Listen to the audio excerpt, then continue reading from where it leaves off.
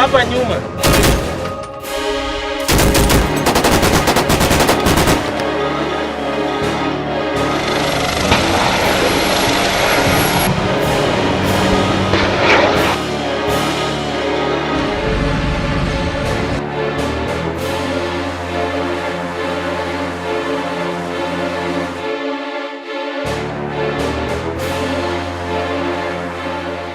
My name is Mauritius Odor. I am a journalist by profession.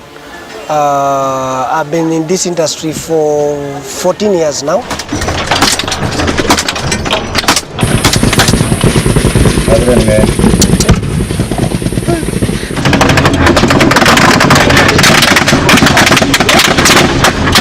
Of course, deep in my mind, I knew that we were going to the danger zone and anything could happen. So immediately we were taken inside the APC, and the convoy of more than 60 vehicles started from Liboi. And then when we crossed to Somalia, we were told that now from here, this is the border. This is the border of Kenya and Somalia. We are inside the territory of the enemy. Here I'm holding 20 rounds in this magazine. Here I'm holding 40, this way 40, altogether this 100 rounds. Together this one, this belt has 150 rounds. Enough to fight? Enough to fight. As per me, enough to fight. Because only one round, one Al-Shabaab.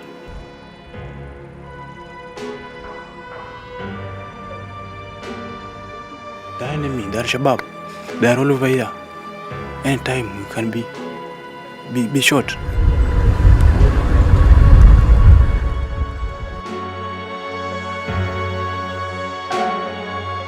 First of all, you are anxious to know how that curiosity, how is it to cover war? There was no road. The vehicles were just moving through the bush, through the thicket, and surprisingly, it took us more than 12 hours to get to Tabda. So when we got to Tabda, it was 6 p.m. We were received by the commanding officer in the central sector, Major, at that time was Lieutenant Colonel Jeff Nyaga. The issue is not rushing the operation, but ensuring that the areas that have been liberated, normalcy is restored, pacification operation is undertaken to ensure that things like relief, the NGOs and other agencies can come down here and assist people.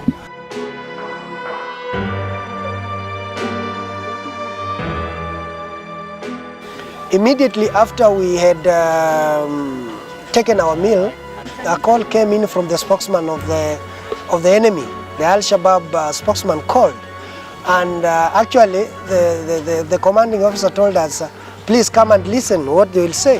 That guy said that I've seen that you have brought the crew just to make propaganda for you, but we will be there to give you the true story. So at that time is now when the reality got into my mind that actually we are dealing with an enemy that have the guts to call the commander of the Kenya Defense Forces, who is leading the operation in the central sector. So true to their words, in the middle of the night, around 11, they came into the camp. They started firing. They started with an RPG.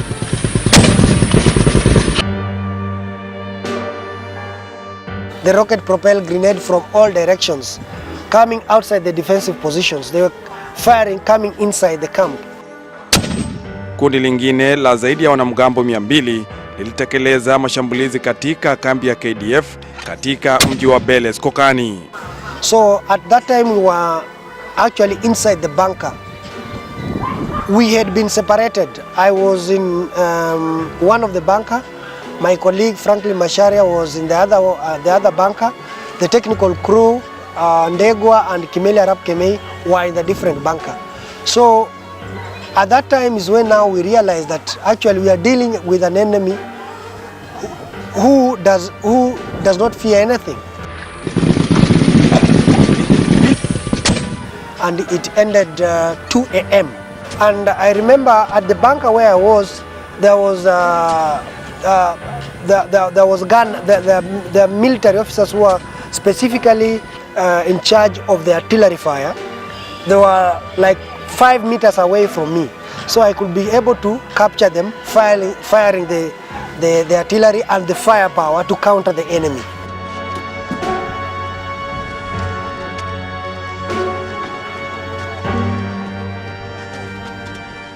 When we were exchanging ideas with my colleagues, some say they did not sleep. I mean, some were fearing for their life. One of my colleagues, Afande, was sweating. Then they told us not to panic. That's how the enemy operates. But at 10, the spokesman called again. They used to call through the Somali National Army. So they called again, and they were saying that that attack during the night was just a testing. That attack during the night was just testing, and they would launch more and more attack.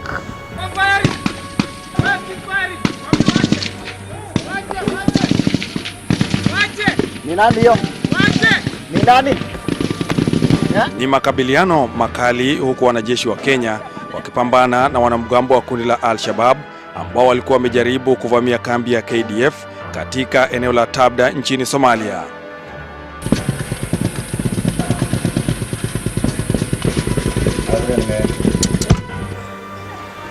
We were in Somalia for 30 days, and every day, nearly every day we were attacked. Ilitubidi tuingie kwenye maandaki kukwepa kupatikana na risasi kutoka kwa wanamgambo hao.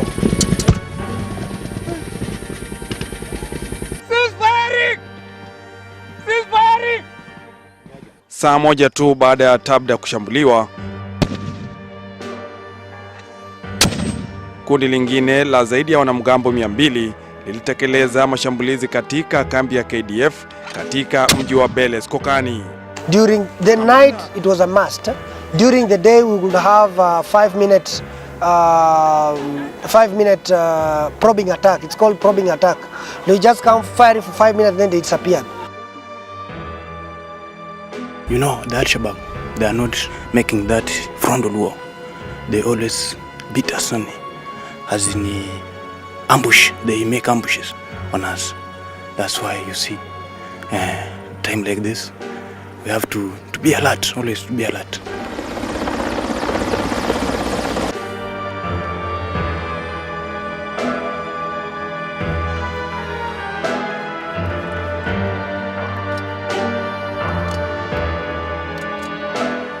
Probing attack always used to happen between 2 p.m. up to 6 p.m. They will come, they will just send small boys just to go and test the firepower. They'll send maybe 5 or 3 guys just to go and test this camp. So when they come, they get killed. They fire, but they get killed. But the major attack, they used to happen at night.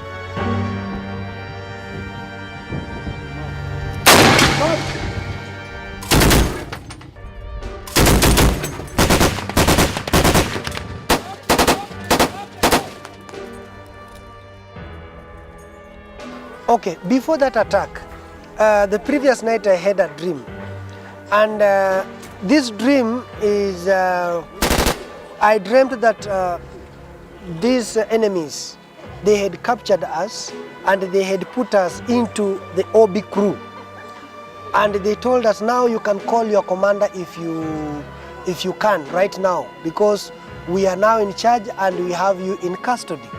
So in the morning when I shared that dream with my colleague, one of my colleague called Kimeli, he said, no, he's not going with us, because I remember that morning we were supposed to go to Beles Kokani.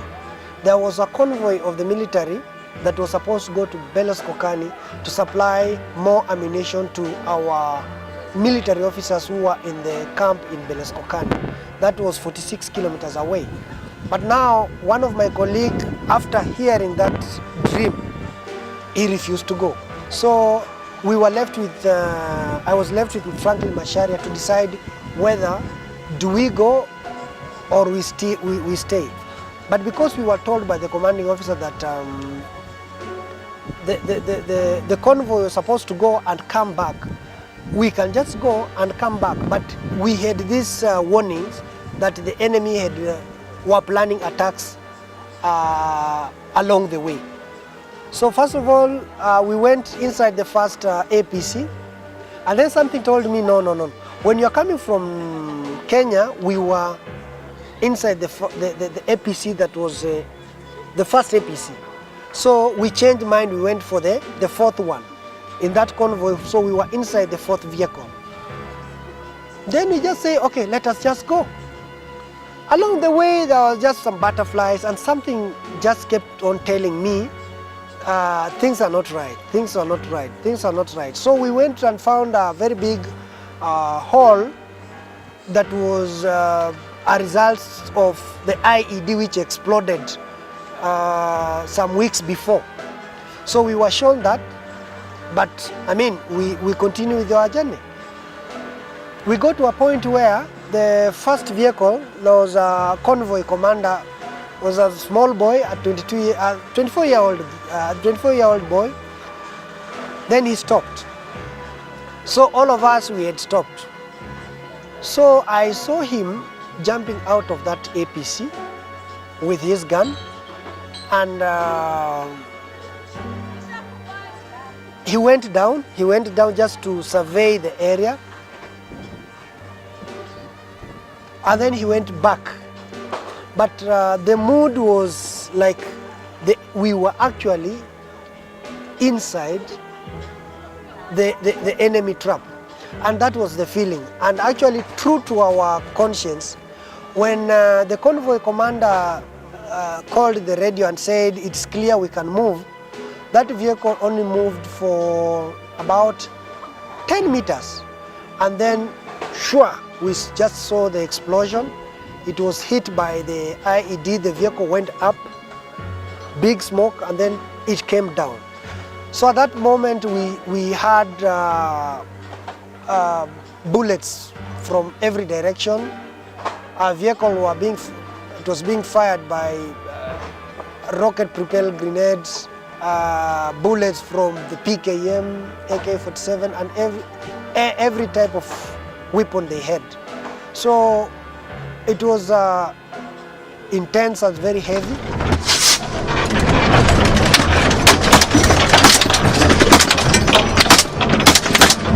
Hivi ndivyo hali ilivyokuwa. Initially, I had forgotten that I'm a journalist. So after we had bullets firing on our car, I realized I had a camera here. So then I started recording. So I wanted just to record something that I could capture at that moment. So we could hear the bullets as they were hitting the vehicle. And then after that, an RPG came and hit at the side where my colleague was, that side. It hit that side, then the vehicle moved, and then it went back.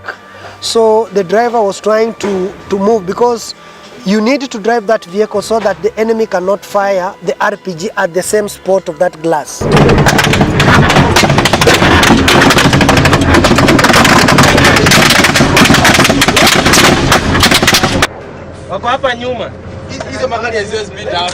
Instantly assessing the positions of the Al-Shabaab attackers and firing back. The army men ordering our journalist Franklin Macharia to lie low as they fired back. All this time, our cameraman Mauritius Odwar having the presence of mind to capture the action on camera. At that point, he was sweating, because everyone, we knew that actually we were dying. So it was really intense. He was really afraid. I could see fear on his face. So that's the time I realized just to record him. He was really sweating and he was not even speaking anything. We started talking about that thing after we had gone back to the camp, because there's nothing you could speak, because all of us, we had seen what had happened. We had seen everything that has transpired. We lost one soldier. There was a friend of ours called Ngetich.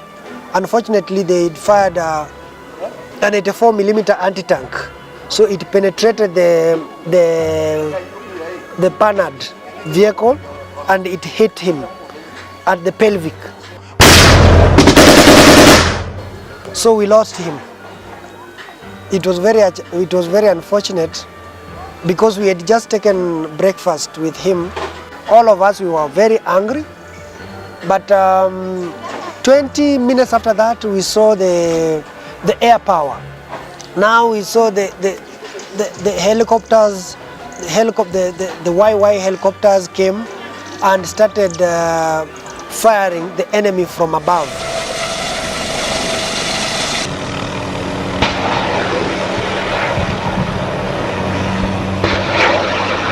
So at that time, at least we managed to neutralize the enemy. Nearly all of them were killed. So the helicopters went back to the camp. So there was reinforcement that was coming from Tabda. We decided not to proceed with our journey, but we went back with this reinforcement that had come. So we went back because I told Franklin Macharia, now that at least we have a story here and we have something, let us just go back and file the story. So we went back to the camp and informed our colleague Kimeli, who was there, and he was very sorry for us, but everyone was sad that day because we had lost one soldier. In the battlefield is much worse and much. You can imagine you are fighting with an enemy that's not going away. He's there. You're fighting from 9 p.m., 10, 11, 12, 1, 2, up to 3 a.m. Fighting for 5, 6, more than 6 hours non-stop. You see, much of the revenue collected by the Al-Shabaab was from the businesses in Kismayo, be it charcoal businesses, be it local businesses, be it fishing. So they were having that revenue collected, and considering that the Kismayo is the biggest city in the southern, the Jubaland, so they were getting that much revenue from that city. And you see, the funds they get is what funded the operations and the terror networks. So it was very significant for the KDF to capture that town. I remember during that night, the Al-Shabaab had put they had put their defensive positions on the roads that were getting into the Kismayo, but the KDF landed through the ocean at night, so they were caught off guard. So by the time they realized that the KDF were coming from the ocean, they could not even fight them. They started firing, but they were overpowered. So that's how they were removed from Kismayo port.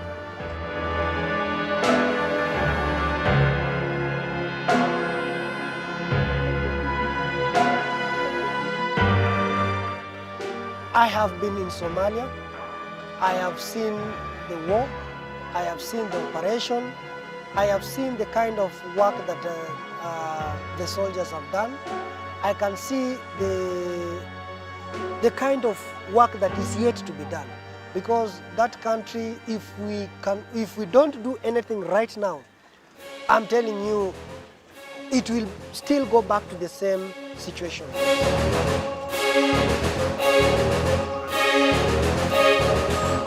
Hapa nyuma.